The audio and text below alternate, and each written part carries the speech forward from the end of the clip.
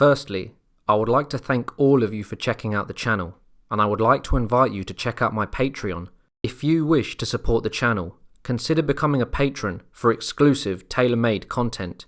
The link will be in the description box below. Without further ado, let's get into the video. In today's video, I will be taking you to 16th century Mexico and beyond. In 1519, Spanish forces would arrive in an ancient land where many great Indian empires would reside. These were the Olmec, the Maya, the Aztec, and many more.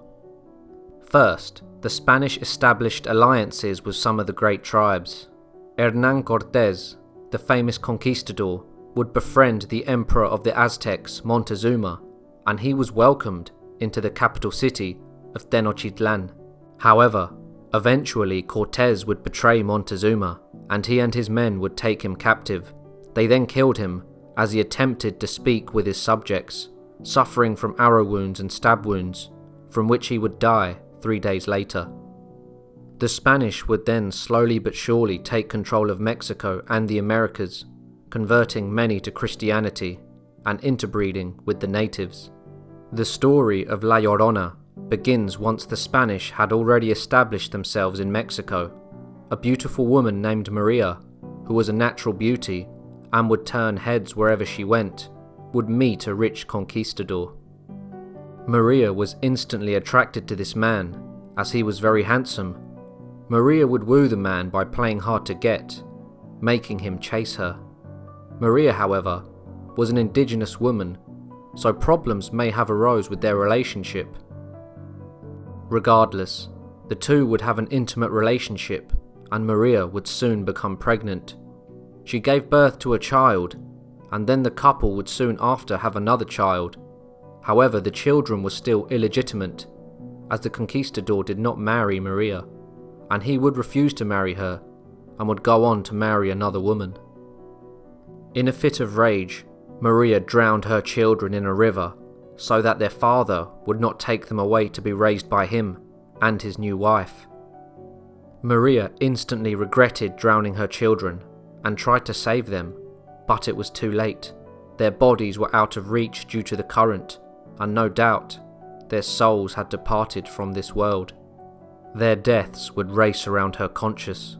Maria had just committed infanticide, which is the intentional killing of one's own offspring when they are children.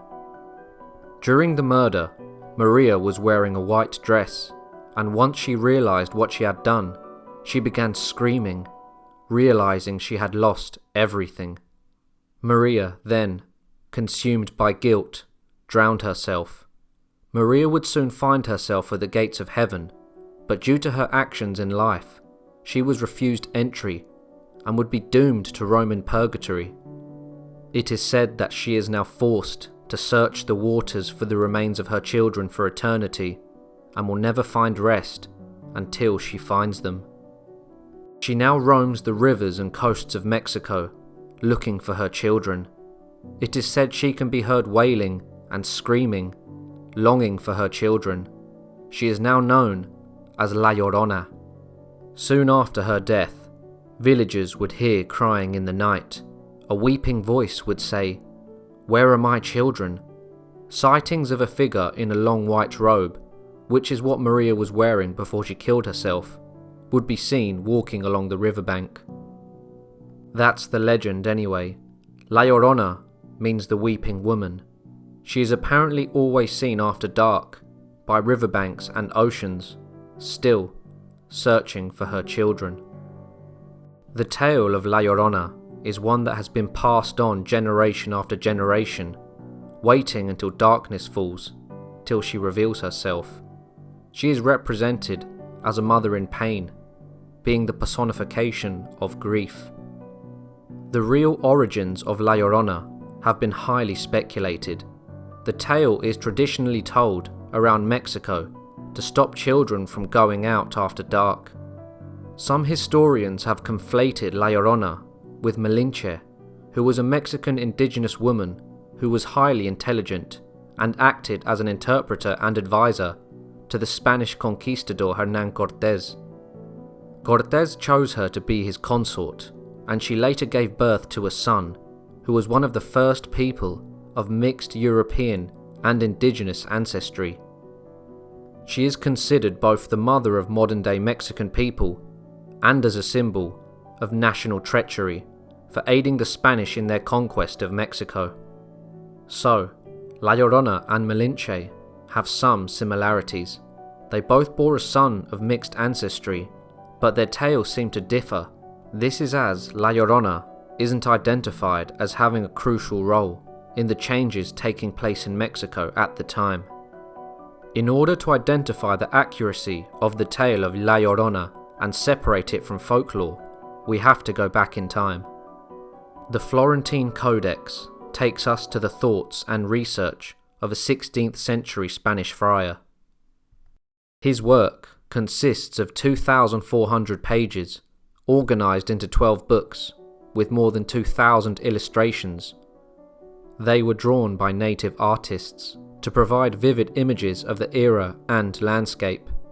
It documents indigenous Mexican culture, religion, ritual practices, society, and economics, and also the history of the Aztec people. It has been described as one of the most remarkable accounts of a non-Western culture ever composed. In the Florentine Codex it is quoted that many times a woman would be heard going along weeping and shouting. She cried loudly at the night, saying, "Oh my children, we are about to go forever."